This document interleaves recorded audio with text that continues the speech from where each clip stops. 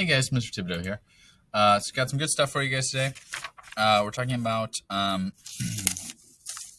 Abraham, Moses, and Judaism.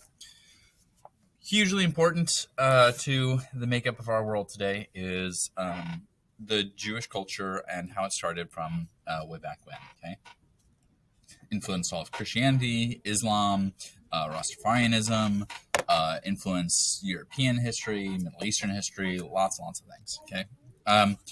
So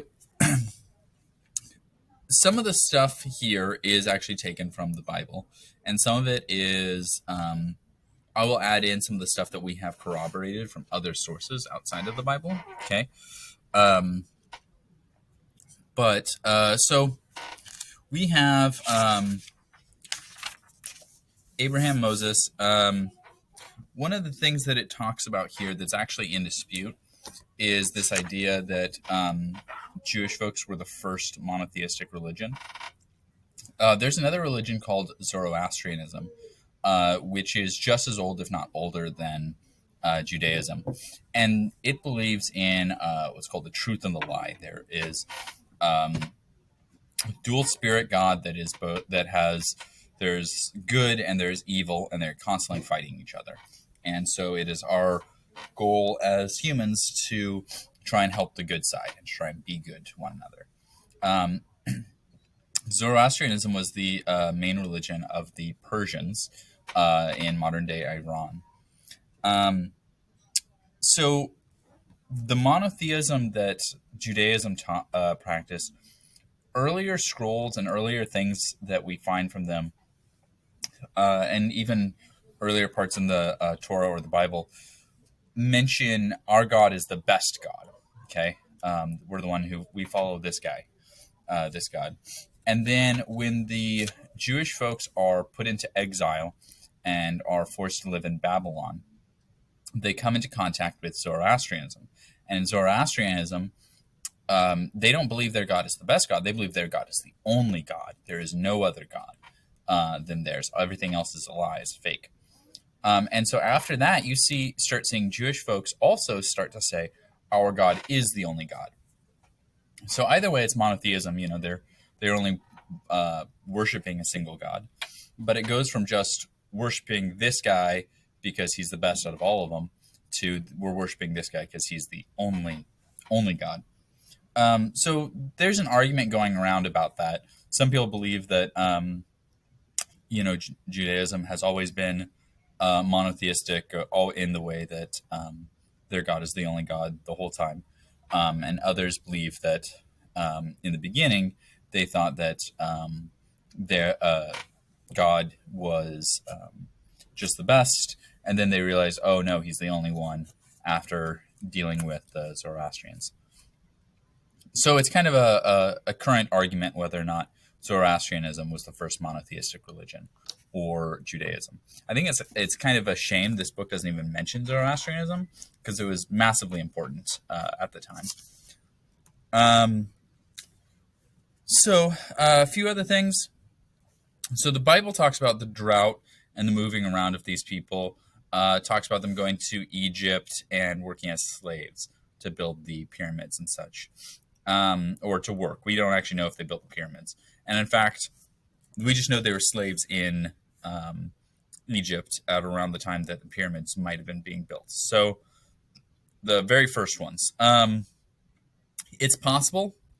The other thing is we've actually found records in Egypt that the folks who built the pyramids were actually pretty well paid laborers, and we found records of payments and stuff. So it's very unclear if there were slaves at the time that were working on the pyramids, or if slaves were doing something else. It's always possible that the Hebrew folks were working there under bad conditions, because you can be paid and still be treated like garbage. It could also be true that they weren't slaves, or that they were slaves, but they just weren't working on the pyramids. But we have found, what we do know is we have found records from the ancient Egyptians that they paid whoever worked on the pyramids pretty well. That doesn't necessarily invalidate the other stuff, but just so you know. Definitely, this thing is wrong. Today, the Ten Commandments form the basis of many modern laws. That's true, such as the law against stealing another person's property. That I have a problem with because that implies that people didn't have that law before the Ten Commandments. And as far as we know, like the law code of Hammurabi that we saw earlier already had that. So I think that's a little weird to say that Jewish custom or the Ten Commandments form the basis of don't take someone else's stuff. We had that. We knew don't take other people's stuff before the Ten Commandments came.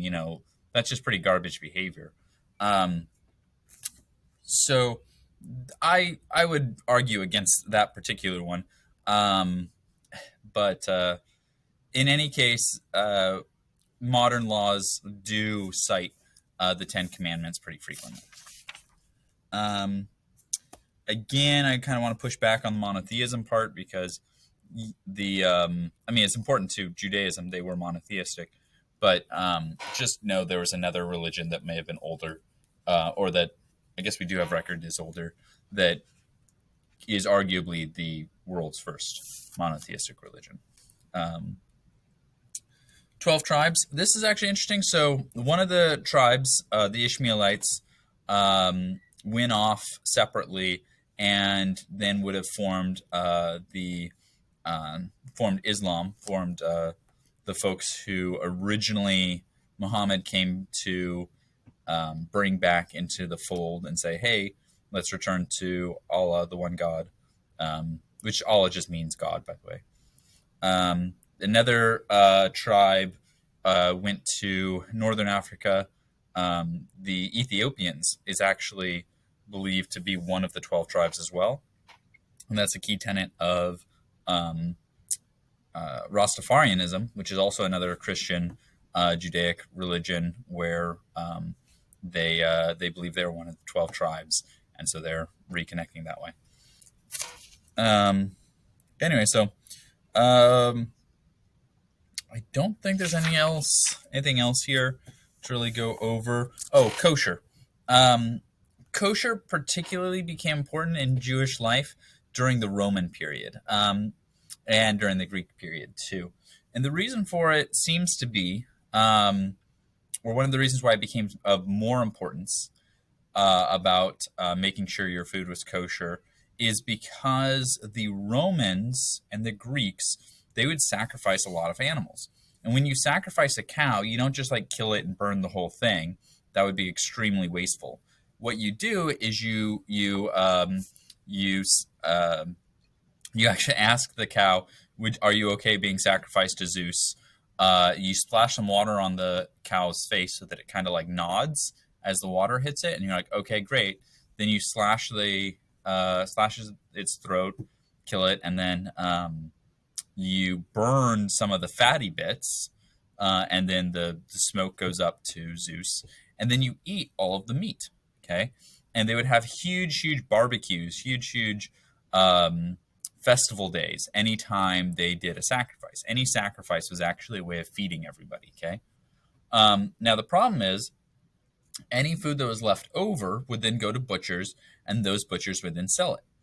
So if you are Jewish and you're living in a Roman or Greek town, or any place that does these kind of animal sacrifices, and there's a festival day and somebody is sacrificing to Zeus or something like that, well, it's one thing to just not eat that food, right? You don't want to eat food that is being sacrificed to a god that's not yours. But then what if you go to the butcher and the butcher is then selling you meat that came from this sacrifice? That became a huge deal to the Jewish folks. They didn't want to accidentally eat any meat that came from a sacrifice to a different god. So they started their own butcher shops and really stressed the kosher aspect of their food. Okay, and you'll see something pretty similar in Islam as well, in Muslim culture too. They have halal, which is food that is again prepared in a similar way. And basically, it was a way of preventing contamination to food from contamination from anything that might make you sick, because Jewish folks had a very strict rules about things that'll keep them healthy. For instance, perhaps they're not eating pig, perhaps specifically because the Bible tells you to, but perhaps the Bible is saying not to because pigs can have a lot of different diseases. But so partly kosher is helping them stay clean and not sick, and then partly kosher is also preventing them from eating food that would have been sacrificed to Zeus or something.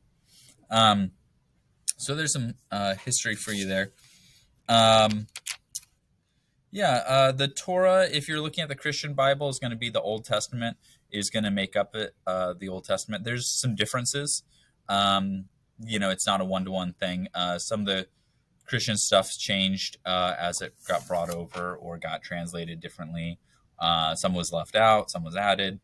And then the Talmud is early rabbis just kind of guiding. This is very, very similar to what you'll see in Islam as well, actually, where you have different early leaders of the Muslim Muslim people who are giving instruction as well. So Christianity had something similar to this. We call them Apocryphal Writings to some extent for Catholicism. And the Catholic Church has a bunch of different writings like this. When we get to Martin Luther and we get to a lot of the kind of the Protestant Reformation, which is way, way later, they changed and they decided to just look at the Bible. So they kind of ignored a lot of the early thought on the Bible to just focus on that. All right, well, that's all I have for you guys here. Have a good day. Make sure to get those questions answered.